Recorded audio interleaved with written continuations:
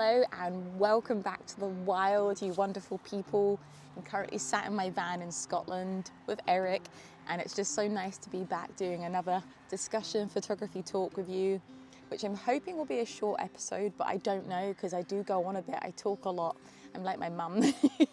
So we'll see what happens, but I'll try to keep it brief, simple and easy to understand. That's the hope anyway.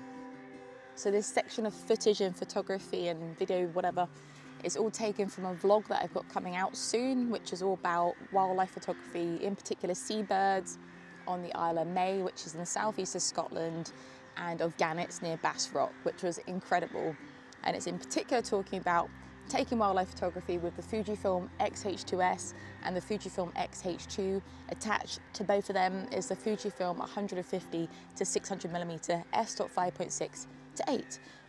It's a lot of words. And that's what I'm going to be talking about. My settings, just what I see as a humble guppy in this world, and how I get on with my photography and videography, just from my perspective. So yeah, on that note, let's get talking about the settings, and let's hope it is something useful for you all.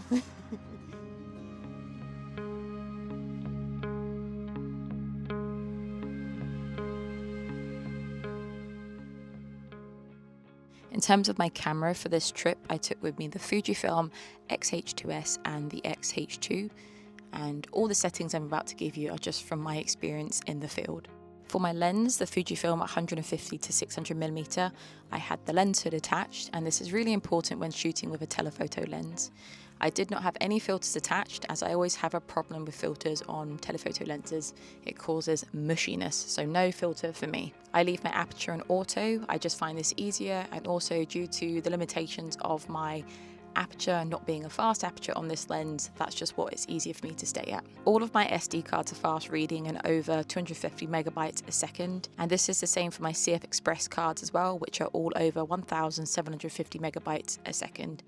And I do not attach my camera straps to my lens, simply because I'm always swapping between my camera bodies, or I store the lens in my bag. Also, I am 5'3" and it's really uncomfortable for me to wear the camera or the lens around my neck, so I just carry the lens by the tripod foot mount. Okay, so let's talk about shooting and shooting modes. So due to the nature of this trip, the wildlife was very sporadic. I had gannets flying from everywhere, diving into the water, and other sea life. So it's random, so I had to shoot handheld. That was handheld on a boat and on dry land. So because of that, I had to put my shutter speed pretty high, and I would suggest a minimum of 1/1000th of a second. But I was shooting for some of the gannets at 3600th of a second, and that was spot on. It worked really well, and luckily it was a sunny day, so my ISO didn't have to be high, and also my aperture just stayed fixed on auto, as we've already mentioned. My next recommendation would be to always remember to move with your subject. When I say this, it's following your subject with your lens. Don't just stand in one place and expect the subject to go into your frame. You move with the bird and take pictures as it's moving, and this will really change your photography. Imagine you are shooting it, but not actually shooting it. You're actually just taking a picture of it. So follow the bird or follow your subject. It's a top tip. My next suggestion would be to shoot in a high burst shooting mode. I did it in ×10, which was fantastic, but the caveat is do not leave your finger on your trigger button, because you will clog up your camera and the buffer will just go crazy if you're just taking thousands of pictures. Time it well, and then you will save yourself the piece of editing afterwards and having to go through all your pictures, but also missing the shot because you've taken too many pictures and your buffer's taking time to catch up. And finally, when filming, especially fast wildlife and handheld, I cannot suggest enough or recommend enough to shoot in a high speed recording. This is what I do most of my photography or videography in. So I would shoot in 24p at 5 times slower, which is 120p, and that's perfect for me. That would be my suggestion if you're looking at videography. Try the high speed recording option. Okay, so the next point we're going to talk about is focus modes. And why is this important? Because I think people miss the point that you have to change your focus depending on your situation and your subject. And I'll talk more about this in a minute. So firstly, I used autofocus when I was doing my wildlife of the gannets and the birds. I just found this easier. Manual focus was too slow, especially for fast moving subjects such as the gannets. So for me, as I didn't know where they were going to be, autofocus worked perfectly. For a single subject, I would use the subject or animal tracking. The bird tracking worked fantastically. But for multiple subjects, I used the spot focus. And this just allowed the camera to not get confused on which subject it was focusing on, but to focus on one area as a collective, which worked great. So for your photography on your Fujifilm, you have the option of adjusting your autofocus custom settings to suit the needs of your environment, which is fantastic. You can have multi-purpose for it to ignore objects and just focus solely on the subject, and all these other options. There is 5 main options, and then you also have the ability to customize this yourself. For ease of use and just whilst I was in the field on this occasion, I used the cheetah mode because it was a fast tracking sensitivity, but also ignored obstacles in the way and tracked the gannets perfectly. So that's what I went for. But you have to remember that, as I've said before, every subject is different. So really play around with your autofocus custom settings with each subject, because they will all move and behave differently. And this is the same for your filming as well. On my filming, I had to increase the sensitivity of the tracking sensitivity that I would normally shoot for my vlogging. Naturally, I'm just sat still, a gannet is not. So make sure you do some test shots with different settings and see what works for you in that specific situation. And that is my top tip for your focus modes, because I hear a lot of people saying their camera's not in focus, but people forget to adjust their focus to their specific environment. So make sure you do that.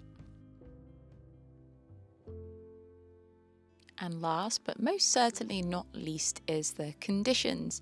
And this plays a massive part in our photography.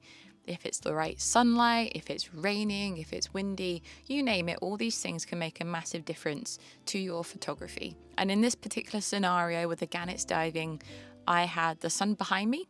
So I had the light of the sun lighting up the subjects, but not blinding me and not disturbing my vision for the photography, which was perfect. The time of day was in the afternoon, early evening, so I had soft light, beautiful soft light, and it was a clear and sunny day. So these conditions were actually perfect and beautiful. It wasn't gloomy, it wasn't shady or shadowy, it was just perfect. And this is something you have to consider when you're doing your photography, and don't let the conditions put you off in the future or make you feel like your photography isn't great, because we all have good and bad days. And the main thing is to go out and try. So just bear in mind the conditions, think about where the light is in comparison to your subject, and go out and have fun. Okay, so that brings this discussion, this talk about settings and video and filming, all to an end. I hope it was helpful, I really do. I was really trying to not confuse the matters. But I think the key thing is to really just get familiar with your equipment.